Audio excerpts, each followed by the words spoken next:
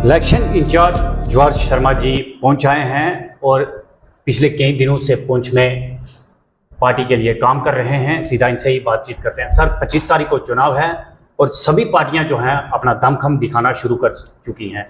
वही देखा जा रहा है कि भाजपा भी पुंछ के अंदर, पहले अगर हम बात करें तो भाजपा उस लिस्ट में नहीं आ रहा था, पर इन दिनों में देखा जा रहा है कि भाजपा की दौड़ जो है बहुत तेज जो है वो निकल रही है।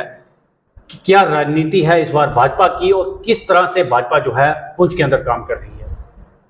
पहले तो आपका बहुत बहुत धन्यवाद। आप भारतीय जनता पार्टी की बात अपने दर्शकों तक पहुंचाने के लिए आप हमारे पास आए और हमें से समय दिया। आपके दर्शकों का भी बहुत बहुत धन्यवाद।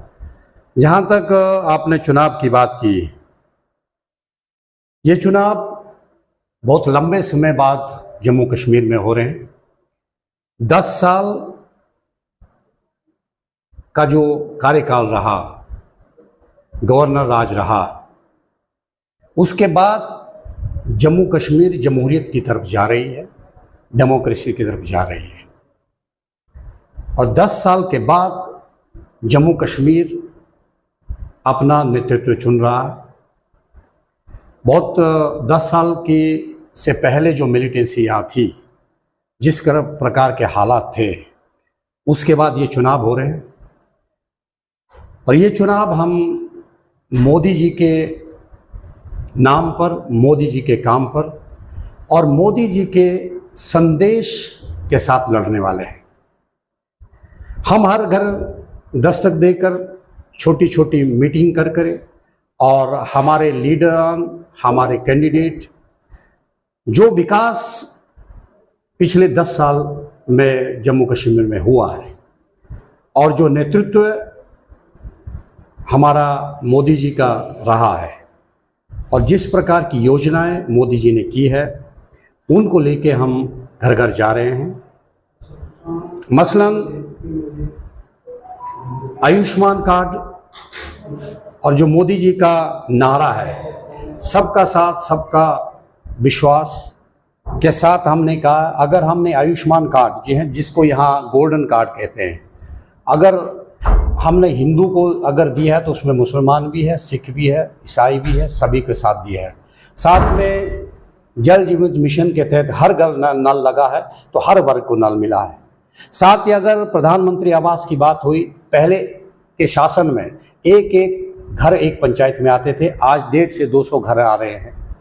और साथ में जिस प्रकार से यहाँ प्रोजेक्ट्स, चाहे यूनिवर्सिटी का रीजनल सेंटर हो, चाहे वो आपका BROs के काम हो, चाहे वो नेशनल हाईवेज हो, और साथ में यहाँ 40 साल की जो एक मांग यहाँ पे पहाड़ी ट्राइबल स्टेटस देने की बात थी। इसमें एक बड़ी की बात है कि हमने गुर्जरों के स्टेटस को ना छेड़ते हुए वर्षों से आंदोलन जो यहाँ चल रहा था, वो मांग हमने इस पहाड़ी क्षेत्र की पूरी की, उनको स्टेटस दिया और उसका बहुत बड़ा लाभ इस क्षेत्र के लोगों को होने वाला है। इन बड़े विषयों को लेकर साथ में ही जो एक बहुत बड़ा इशू जम्मू कश्मीर का था, जिस क्षेत्र में शांति नहीं है, सुरक्षा नहीं है, वहाँ पर न व्यक्ति रह सकता है, न वहाँ विकास हो सकता था। सबसे बड़ा आज मैं देख रहा था, गांव-गांव में जा रहे हैं, आज लोग अपने घाले जो हमारे कहते हैं घास काट रहे हैं, क्योंकि बॉर्डर शांत है और ये नेतृत्व से केवल किसी ने दिया है तो वो मोदी जी ने दिया है। तो मैं जैसे गांव-गांव में जा रहा हूँ, हर जगह जा रहे हैं लोग, मोदी जी के नेतृत्व से बहुत संतुष्ट हैं और अगले 5 साल भी मोदी जी को देना चाहते हैं। और एक बात हम अलग से वोटर्स के साथ शेयर कर रहे हैं, चाहे नेशनल कॉन्फ्रेंस हो, चाहे वो PDP हो, चाहे कोई भी हो, हम हिली स्टेट है, मैं हिमाचल का रहने वाला हूँ। हमारा एडमिनिस्ट्रेशन से लेकर सारा इकोनॉमी हम आधारित स्टेट नहीं है, इतना रेवेन्यू हमारा नहीं है, हम डिपेंड करेंगे केंद्र सरकार पर। तो हम आगरे प्रदेश की जनता से ये कर रहे हैं, आप डबल इंजन की सरकार बनाइए, क्योंकि नेशनल कॉन्फ्रेंस को अगर आप वोट देते हैं, कल दिन वो एक एलिगेशन जरूर ये पब्लिक को देंगे, तो वो बात दोबारा रिपीट ना हो कि हम तो केंद्र में प्रोजेक्ट रख रहे हैं, मोदी साहब हमको प्रोजेक्ट स्वीकार नहीं कर रहे हैं। सर, जिस तरह से आपने 10 सालों के कार्यकाल का पूरा विस्तार हमने बताया। आज तक डेली विजर सर जद्दोजहद कर रहा है। 10 सालों में डेली विजर जो है कई बार धरना प्रदर्शन कर चुका है, पर उसका आज तक कोई निपटारा नहीं हुआ है। क्या वजह रही है कि डेली विजर जो है आज तक वहां तक नहीं पहुंच पाया जहां पर उसने पहुंचना चाहिए था? हाँ, ये आपने ठीक कहा। ये क्योंकि गवर्नर रूल और जमहूरियत में कोई थोड़ा सा अंतर तो आपको मानना पड़ेगा, इसीलिए हम यहाँ चुनाव करा रहे हैं। और आपने हमारा मैनिफेस्टो देखा होगा, 5 लाख युवाओं को रोज़गार जहां देने की हमने बात की, वहीं हमने मैनिफेस्टो के हमारे जो मेन पॉइंट है उसमें ये भी है कि हम जैसे ही हमारी सरकार बनती है तो हम 15 से 20 हज़ार जो हमारे डेली वेजर है उनको हम पक्का करेंगे। ये मैं आपके माध्यम से आपने डेली वेजर भाई बहनों को बताना चाहता हूं। अगर उस मांग को भी अगर पूरा कर सकती है वो भारतीय जनता पार्टी कर सकती है, क्योंकि मोदी जी का आशीर्वाद, डबल इंजन की सरकार होगी तभी हम पूरा कर सकेंगे। वरना अगर कोई और सरकार आती है तो वो यही रोना, फाइनेंशियल क्राइसिस का रोना रो करके ये समय और बढ़ता जाएगा। और हमने आपके माध्यम से, आपके दर्शकों के माध्यम से बताना चाहते हैं, इस मांग को अगर कोई पूरा कर सकता है तो भारतीय जनता पार्टी। सर, आप संगठन से आए हैं, आपको सब बातों का पता होता है। और कल भाजपा के एक बड़े नेता ने जम्मू के अंदर बयान दिया है कि अगर हमारी सरकार बनती है तो जम्मू में भी बुलडोजर चलेगा। किस तरह का बुलडोजर चलेगा सर? नहीं, व्यक्तिगत बयान किसने किस संदर्भ में दिया है ये आप बखूबी जानते हैं, लेकिन जहाँ तक बुलडोजर की बात है, सबका साथ, सबकी सुरक्षा, सबका विश्वास की बात, जिस थीम पर हम चुनाव लड़ रहे हैं, हम अन्याय किसी व्यक्ति से होने नहीं देंगे।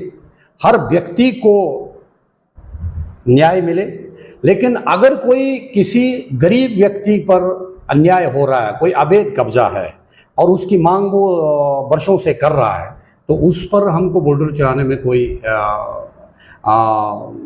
जिसे कहते हैं कि भाई कोई हमें रोक नहीं पाएगा। हम हर अन्याय के खिलाफ, आप ये माने कि अन्याय के खिलाफ हम बुलडोजर चलाएंगे, वो किसी के गरीब का हो, किसी के साथ व्यक्ति का अन्याय हो। अवैध कब्जे जो हो वो सरकार अवैध छूटे, चाहे वो व्यक्ति विशेष का, वो सरकारी का हो, क्योंकि बहुत ये अवैध कब्जे और जो अन्याय जो कर रहे हैं वो बहुत पावरफुल लोग और बहुत लोग इन्हें गिने लोग हैं। उनको पर अगर कार्रवाई करनी पड़े लोक हित में, जान हित में, उससे हम पीछे नहीं हटेंगे। सर, पिछले कई दिनों से देख रहे हैं कि जब से भाजपा पुंछ में प्रचार के लिए उतरी है, आप भी साथ में लोगों के पास पहुंच रहे हैं और पार्टी का प्रचार जो है वो कर रहे हैं, गरी साहब के लिए वोट जो है वो मांग रहे हैं। क्या रुझान है इस इलेक्शन में, और पीछे जो इलेक्शन हुए हैं उनमें किस तरह का अंतर जो है वो नज़र आ रहा है? पुंछ कंस्टिट्यूंसी का मैं यहाँ से आज आपके माध्यम से कहना चाहता हूँ, रुझान स्पष्ट है। सिटी के अंदर पढ़े लिखे लोग हैं, सब लोग मैनिफेस्टो पढ़ रहे हैं, सब लोग सोशल मीडिया में, सब लोग मीडिया देख रहे हैं, आपके चैनल्स के देखते हैं। पुंछ के अंदर 101% भारतीय जनता पार्टी का कैंडिडेट जीतने वाला है। पुंछ के लोग विकास के साथ चलना चाहते हैं, शांति के साथ चलना चाहते हैं और सेफ्टी के साथ चलना चाहते हैं। और एक विज़न जो अगले 10 साल के लिए मोदी जी ने जम्मू कश्मीर को दिया है, और मोदी जी ने जो कहा है कि 5 साल आप मुझे इस सरकार को दीजिए, जहां 10 साल में कुछ कमी रह गई है, क्योंकि जमहूरियत का और एलजी का राज में कुछ थोड़ा सा अंतर आता है, तो और ज़्यादा हमारे एमएलएज घर घर जाके लोगों की समस्याओं को हल कराएंगे, क्षेत्र में जाके हल कराएंगे। पुंछ ने एक बात तय कर ली है, हम शांति के साथ चलेंगे, भाईचारे के साथ चलेंगे, विकास से चलेंगे। अब्दुल गनी चौधरी को मेरिट के आधार पर टिकट दिया गया है और वो घर घर गांव-गांव में रहने वाला, हर व्यक्ति से संपर्क करने वाला व्यक्ति है। इसलिए निसंदेह आप मेरी तरफ से मानिए, हम 101% पुंछ को जीतने वाले हैं। लगातार भाजपा के नेताओं से हम बात कर रहे हैं, और भाजपा के नेता हों या संगठन के लोग हों, कड़ी मेहनत इस बार कर रहे हैं। और आपको बता दें, जिस तरह से ये मेहनत इन दिनों में भाजपा के लोग हों या संगठन के लोग हों करते हुए नजर आ रहे हैं, ऐसा दिन दूर नहीं है कि भाजपा के बड़े नेता निकलकर सामने भी आ सकते हैं। वही देखा जा रहा है कि सुरमकोट हो, मेंढर हो या पुंछ के अंदर हो, जिस तरह से पुंछ की जनता एक तरफ भाग रही है, ऐसा लग रहा है कि भाजपा के हाथों में ये तीनों सीटें होंगी। जिस तरह से बड़ी पार्टियां बड़े बड़े दावे कर रही हैं और वो दावे पिछले 10 सालों में हमने खोखला देखे हैं। अब हमने देखना है कि इन इलेक्शन में क्या भाजपा वो दावे जो है अगर जीत के आती है तो वो पूरे कर पाएगी। कमेंट बॉक्स में हमें कमेंट कर जरूर बताएंगे कि इस बार कौन से नेता को आप बड़ा नेता मानते हैं। कैमरामैन शहजाद के साथ सनी शर्मा, पहुंच।